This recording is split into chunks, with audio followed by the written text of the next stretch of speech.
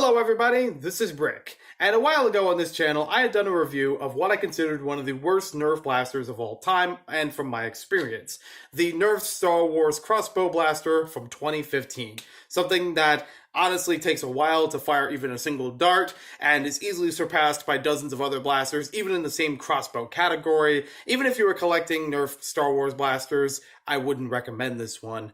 Not to mention the completely useless add-on that could have just been molded onto it, in all honesty.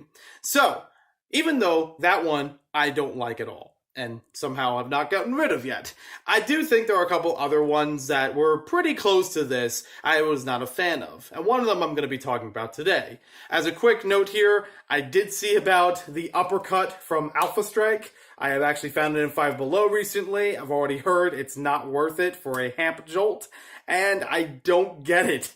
It's right next to the Stinger, and it's $325. Why? Who is this for? What market is this for? The Stinger is already available in Five Below as the budget version of an official Nerf blaster. What is the Uppercut doing?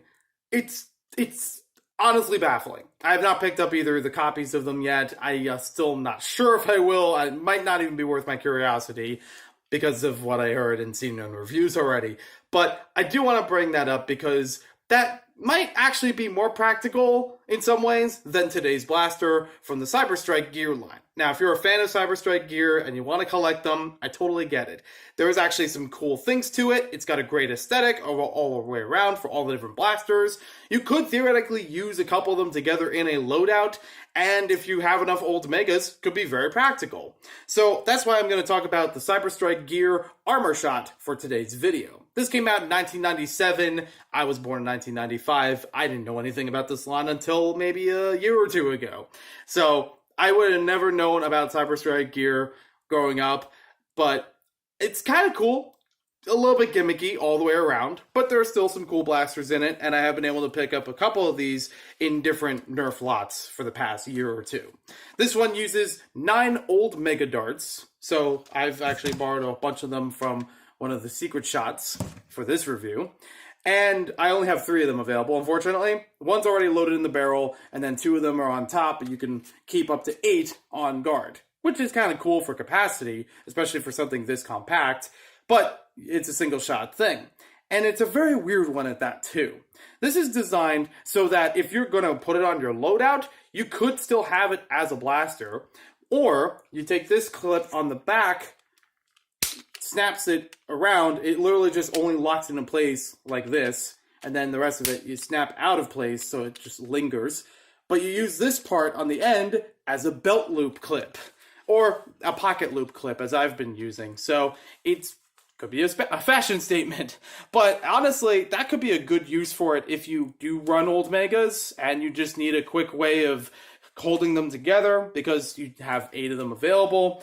But in all honesty, I don't have enough old Megas, and I have a bunch of old Mega Blasters, but I don't think it's enough for me to run this in a game as a way of holding them, because I don't have enough, and I don't even think it's worthy enough to be like an emergency shot thing. I can't imagine being quick enough to pull this up, take whatever blaster you have already, take that out, pull this up, load it in place, already have that prime back. If you have that prime back, it's probably going to hit against your leg or upper thigh or even your stomach, depending on your height, if you're running around with it just out like this, and then be able to fire with it. Now, the other awkward thing is how to fire with it. Yeah, so it has this weird tube that it's like the handle pulls this back, and then you have airflow that's going through the center of it, around the tube, and then into the barrel underneath, as opposed to just putting it right here. I don't know why. I don't understand the logic behind that. It's almost like it's trying to be the auto grip, but a little bit bigger. Instead of it being on your wrist, now it's on your hip. But yeah, this thing would be able to pull back. You'll have 1 dart loaded in there, and it's very, very uncomfortable to actually get to the button. It's this little green tab right inside of here that you're supposed to press and be able to fire a dart. Success! And I accidentally hit the screen, but hey, now you see that. That is just a little uncomfortable for me. And while the grip is a-okay, the reach to try to get to that is just not right It's like this thing is in the way. So, can you move that thing? Well, yeah, you can. There is a little green clip on the inside of here, as well as this hinge. That's kind of part of why it's designed this way, that you can move this thing up like it's a shield, I guess. So you can hold it out like that. But then you have a whole nother conundrum going on. There's this little spring that's inside of here that automatically wants to move the barrel upward. So if you have this whole thing out, you could angle the barrel a little bit like that. Who is this for? How is this supposed to be useful? I can't imagine anyone running around with this, even if it's their primary or secondary, not even like an emergency thing, but running around like this to fire. It's an awkward, almost, that's more than 45-degree angle. It's a very awkward angle to try to aim your shot in order to hit somebody far away. I totally get not completely aiming straight or having a little bit closer to 45, but how are you supposed to work with this mortar Old Mega, setup? And not to mention, you have the shield still in front of here. So if that thing waves back, because that's not clicked onto anything at this point, you're going to get your dart stuck in there. You can't actually fire through that. Or, is that the intent? You're kind of like peeking it through? Because that's not going to go anywhere. I am very confused by this thing. To be fair, I did get a used copy of it. Like I said before, I get a bunch of these from Nerf lots. So I don't know exactly how this would operate, how it's intended to, but it doesn't make a lot of sense to me just by playing around with it several times up to this point. It's so awkward that I don't understand it at all. So you pull that back. Could you even, I don't know.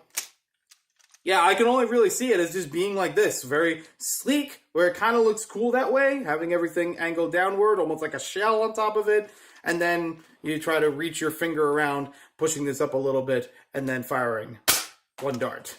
It shoots about 30 feet on average. It doesn't really go that far, but like I said before, as a secondary pistol emergency thing, it's fine. For mine, it just went about 20 feet in the garage. And I guess, yeah, honestly, the best thing about this is the capacity. It gives you an option of an accessory that could hold a whole lot of old Mega darts when not a lot of blasters at that time would have had onboard capacity for them. So this is something that I would say would be better off used as just being holstered, just being on a belt loop or somewhere around your hip that you can just take the darts out and reload whatever other blaster you're using.